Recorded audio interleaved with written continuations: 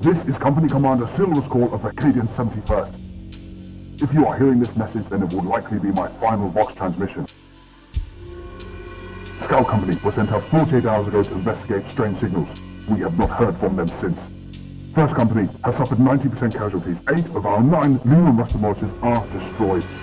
The shadows grow around us, and in the darkest recesses, we can hear the enemy gathering for one final assault.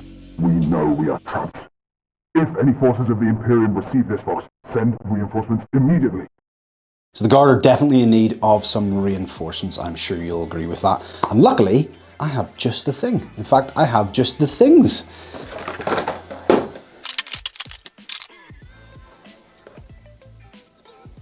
Come on.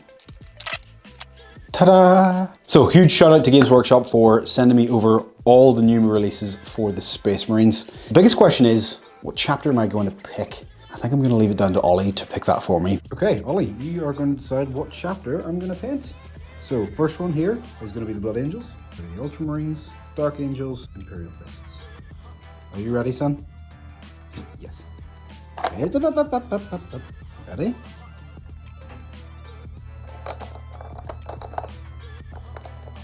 Oh, I thought he was going to go for the Ultramarines, but he went for the Blood Angels. Yay!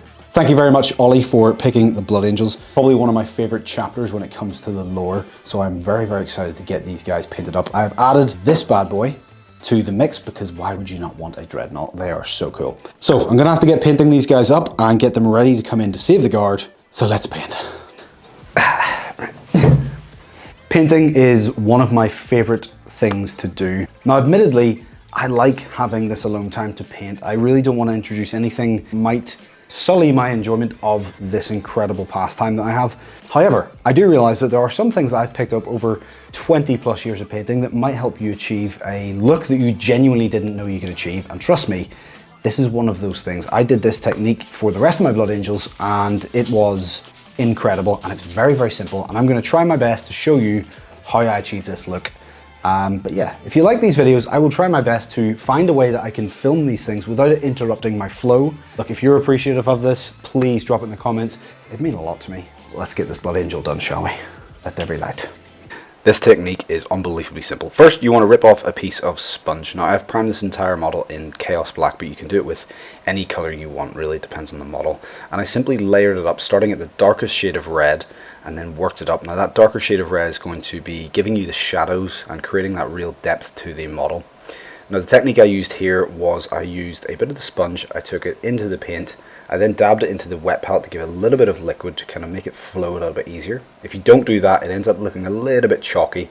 So I then dabbed it into the wet palette, sponged off the recesses or the excess with the little bit of cloth at the top there, and then just worked my way around the model. I actually ended up scrapping the clippers that I was using because I just couldn't get into the angles that I needed to. But whenever you're doing this, you do not want to try and push the sponge into the kind of recesses. That's the kind of nature of this technique. You kind of leave some of the recesses quite dark, and that really creates that depth and that shadow in the model, as you can see on the right shoulder pad there of the big Dreddy. The legs are done here at the top. And I just worked my way up with the layering. I think I worked all the way up to a light orange color as well. And don't worry if the paint looks a little bit bright whenever you start putting on. It does actually kind of then settle after the paint dries a little bit. But as you can see, the depth that it gives you in such a short period of time is absolutely incredible. I actually got this model painted up in an afternoon, which is a bit of a record time. Make sure you like the video, just as I do here while I was watching Squidmar's video whilst I was doing this. And here we go. Here's the brightest color that I use. Now I use this very sparingly. I didn't want it to distract too much from the red.